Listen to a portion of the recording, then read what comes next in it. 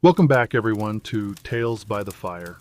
This week we have another story installment. We will continue The Champion's Quiet and explore Chapter 7. Please sit back and relax. If you enjoy the tale, please hit the like and the subscribe buttons. Feel free to ring the bell to inform you of new content, and express your thoughts by leaving a comment below. As always, your presence is welcome and appreciated. The Champion's Quiet, Chapter 7, Scene 1. The morning fog clung to the earth in thin wisps, curling around the forest trees like smoke from a dying fire. Thurston and Hovner walked side by side in relative silence, though their rhythm danced awkwardly with one another. Thurston's heavy steps crunched through the underbrush like a buffalo with no cares, while Hovner moved with the silent grace of a hunting cat. The tension between them hummed, an unspoken energy neither felt the need to acknowledge yet. Beside him, Hovner was a silent shadow, his brown hair glinting faintly as the filtered sunlight broke through the trees. Every now and then, the elf's sharp eyes flicked sidelong toward Thurston, as though he were not a companion but a puzzle to be solved. Thurston followed the now familiar pull cloaked deep in his chest, that quiet tug guiding him westward. Wherever Valera was, this tug would lead him to her. It was all he had to hold on to, a strange compass stitched into his very being. "You sure you know where you're going?" Hovner finally asked, breaking their shared silence. "No," Thurston admitted, adjusting his grip on his staff. "But this feeling, it hasn't steered me wrong yet." "You're putting your faith in a feeling?" Hovner raised an elegant eyebrow, the sharp skepticism almost cutting. "Worked so far," Thurston shrugged. Hovner sighed dramatically, shaking his head with all the weight of a scholar forced to endure madness. "Well, at least it keeps things interesting. Or infuriating. The line is thin." Thurston chuckled despite himself. Moments like these were becoming more common between them, and the sharp banter gave their odd companionship flavor. The silence stretched once more before Hovner spoke again, softer but laced with calculation. "To put it plainly, I wonder where this pull of yours is leading us, and I wonder who we're supposed to find." The directness of the question caught Thurston off guard. He hesitated, unsure how much of the truth to offer. After all, Hovner was still a mystery, and Valera's name, that felt sacred, dangerous even. "I'm looking for someone," Thurston said after a moment, keeping his voice level. "Someone important to me."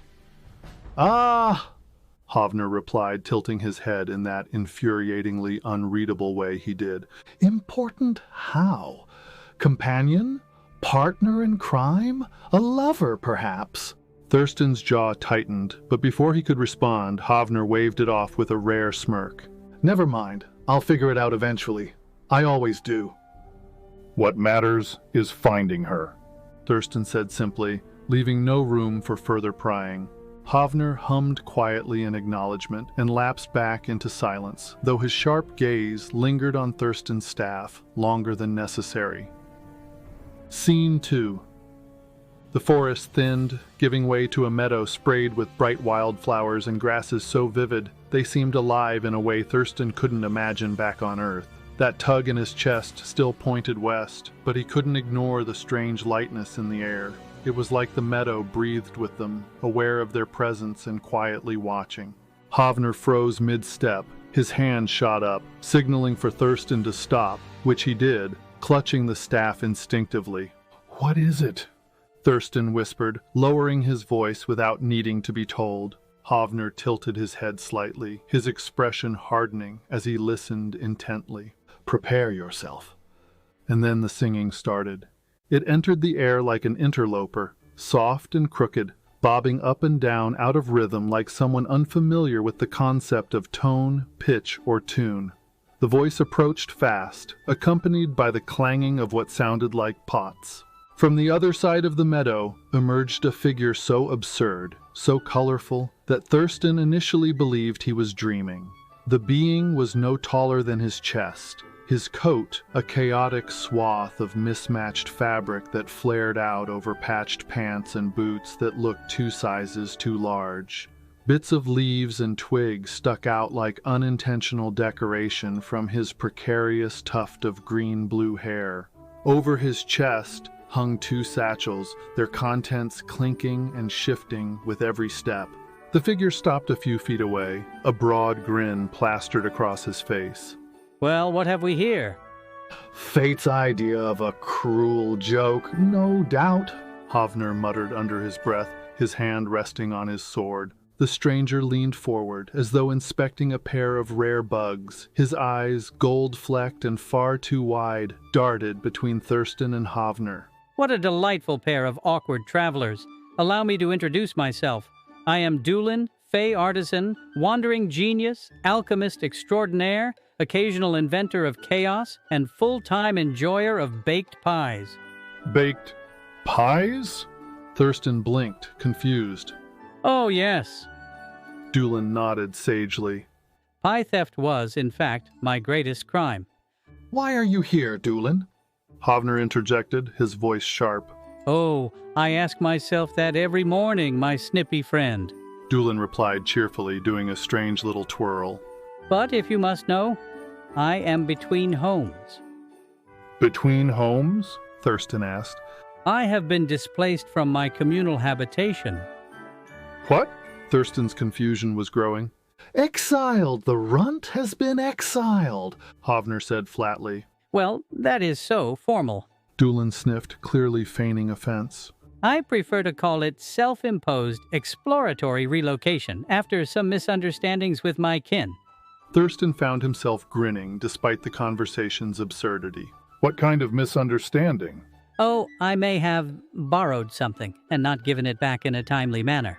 Hovner sighed audibly and turned to Thurston. We should be on our way before this trickster latches onto us. Now, where are you two headed? Onward to grandeur? A heroic quest? I hope there's treasure involved. Thurston stared, unable to decide if Doolin was entirely serious. We're not really heroic. More like trying not to die quest-ishy. Doolin gasped dramatically. Trying not to die? Oh, good, my specialty. I'll be your guide. You are welcome. We're not headed anywhere you belong, Hovner said firmly. Oh, nonsense. Doolin mocked offense. I'm excellent company. You'll see. Despite Hovner's protests, Doolin fell into step beside them, gleefully chattering about tree sap, enchanted frogs, and how he swore one time he brewed a potion that turned the king's beard pink. Scene 3. The party pressed on. By midday, the meadow had given way to wooded paths, and an unsettling silence swallowed the forest whole. Even Doolin had quieted, his sharp, darting eyes suddenly scanning the woods with wariness. Something was wrong. The trio soon approached the edge of a wide gorge, cut deep between 2 intertwined halves of the forest. A narrow wooden bridge stretched across, lined with rotting beams and dangling vines. Thurston stopped in his tracks, feeling his chest tighten, not from his so-called compass, but foreboding. Careful, Hovner warned softly. Before Thurston could ask what he meant, the shadows at the far end of the bridge stirred. Figures emerged, wearing crude armor fashioned from leather and scraps of steel. Bandits! The largest one stepped forward, his sneer splitting across a face marked by faded scars. He rested a rusted axe on his shoulder like a trophy, his eyes gleaming as he sized them up. Well, well. What have we here? Cliché. Doolin quipped in a loud whisper. The stick. The leader said, ignoring the Fae's interruption. He pointed directly at Thurston's staff. Hand it over. Thurston tightened his grip, instinct flaring with protective heat. Not a chance! A blade gleamed as the bandit advanced, axe in one hand, short sword in the other. Then you'll pay the toll, in blood. Hovner stepped forward, his calm sending fear crawling up Thurston's spine. You have to the count of 3 to leave, the elf said plainly. The silence that followed was deafening. Hovner counted. 1, 2, 3. The bandit leader finished and laughed. Kill them! Scene 4. They rushed forward all at once, a tidal wave of rusted steel, roars, and vengeance. Hovner moved with the precision of a fox and the ferocity of a hurricane. His sword, elegant and perfectly balanced, flashed in the light. The air sang with each swing with the efficient cruelty of a seasoned warrior. The first swing came across the abdomen of the first bandit. His innards became outards quickly. His second swing came down between the neck and shoulder of the second bandit. These two did not die instantly, but they were removed from the fight. The third man, however, landed a blow across Hovner's shoulder with a flailing mace. This staggered Hovner and forced him to retreat a step or two. Hovner realigned his footing and prepared himself to meet the next blow from the mace. His attacker had an unfortunate confidence. He came at Hovner running and swinging the mace. Hovner watched the rhythm of the weapon. He waited, and when his opponent was close enough, he stepped back, swung around, and stabbed the man under his ribs as he passed by. Hovner did not prefer this type of move. He preferred cutting and slashing. Those maneuvers kept him fluid. A stab required him to pull back on his weapon and reposition. And sure enough, as he was dealing with pulling his weapon free from the third man's ribs, a fourth obstacle came into play with a swinging club. Hovner took a blow to the head. This dropped him to one knee. The fourth bandit lined up to bring his club down hard and fast again on Hovner's head. As the man began his descent, Hovner allowed himself to go all the way to the ground, and he kicked out, catching his opponent in the ankles and toppling him. Leaping up like a cat, Hovner landed and drove his blade into the club, bearing menace. Thurston wasn't nearly as elegant. His swings were wild, unpredictable, and born of raw strength rather than skill. 4 bandits surrounded him, but they moved predictably. Thurston's Babe Ruth fighting style seemed to work for him. His opponents came in swinging swords and clubs. Despite his clumsy movements, his sheer size and power made up for his lack of coordination. He stopped 2 downward thrusts from the bandits with his staff and strength. While holding his enemy's blades in the air with his staff, he shoved forward. This split the men and toppled them backwards. He rushed the other 2, catching them by surprise and putting them on the defense. He started relentlessly swinging and battering with his spear. He took a couple of painful club hits, one to his head and one to his leg. He also felt a cut across his back.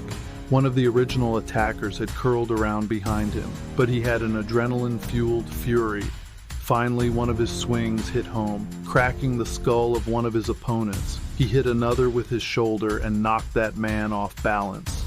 He came around with another swing. This landed with an awful cracking sound on one bandit's shoulder.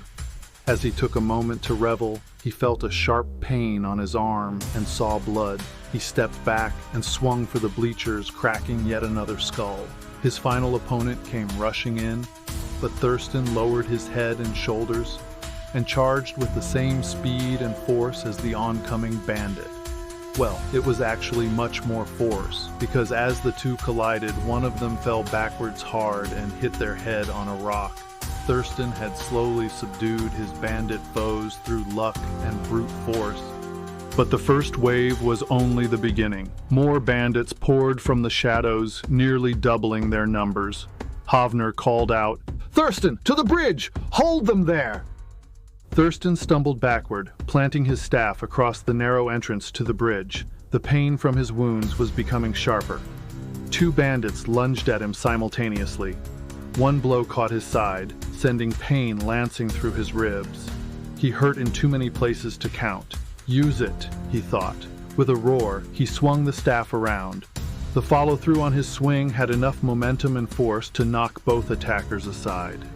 Meanwhile, Hovner faced off against 3 elite fighters. Their blades moved with more precision than any of their predecessors, forcing the elf into a defensive rhythm. Sparks flew as steel met steel in a deadly dance. Hovner parried a strike to his leg, riposted with a shallow cut across an opponent's arm, and ducked just in time to avoid a sweeping blow aimed at his head. "Doolin, do something useful!" Hovner barked. Doolin grinned and hurled a small vial into the fray. It burst into a cloud of blinding blue smoke, causing several bandits to stumble and cough uncontrollably. Thurston had been forced backward onto the bridge, but he seized the opportunity provided by Doolin. He rushed forward, swinging his staff in a wide arc that missed every intended target. But he took advantage of his forward momentum and lowered his shoulder and drove himself into both attackers, knocking the two men into the gorge below.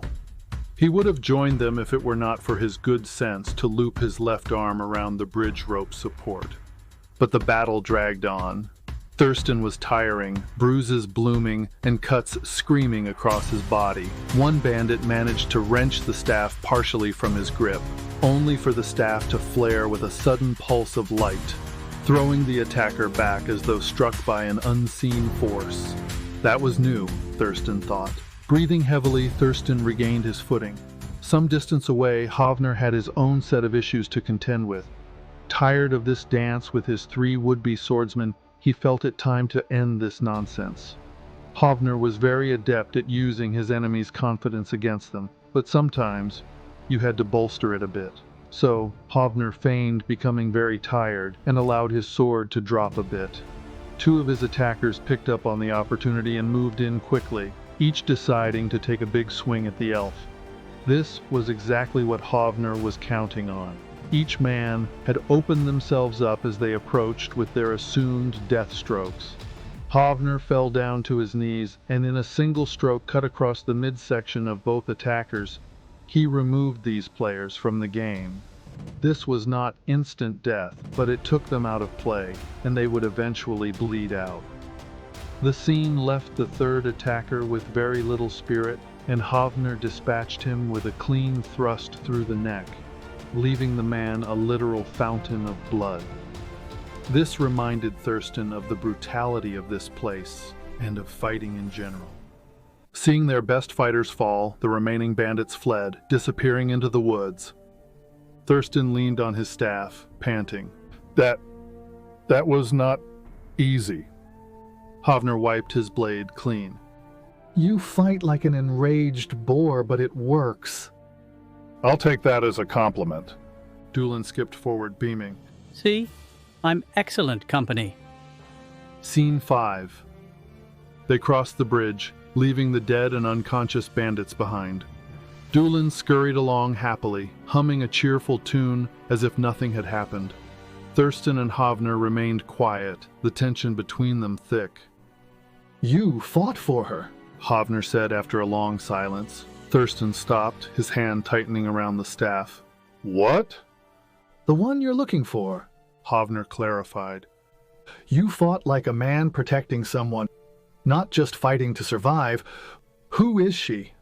Thurston met his gaze, lips parting to speak his truth. Her name is Valera, he said slowly. She is the queen of her people. She's the reason I'm here. Hovner's expression shifted slightly, though whether it was surprise or understanding, Thurston couldn't tell. That changes things. Doolin stopped and turned to speak, but before he could say anything, Hovner's hand shot out, gripping Thurston's arm tightly. The elf's eyes were locked on something ahead, his face grim. Thurston and Doolin followed his gaze. At first, it looked like another trick of shadows, but rising from the path ahead was a figure, tall, with glowing eyes that cut through the darkened woods, and hands clawed and narrow. That, Hovner said softly, his voice laced with quiet dread, is not good.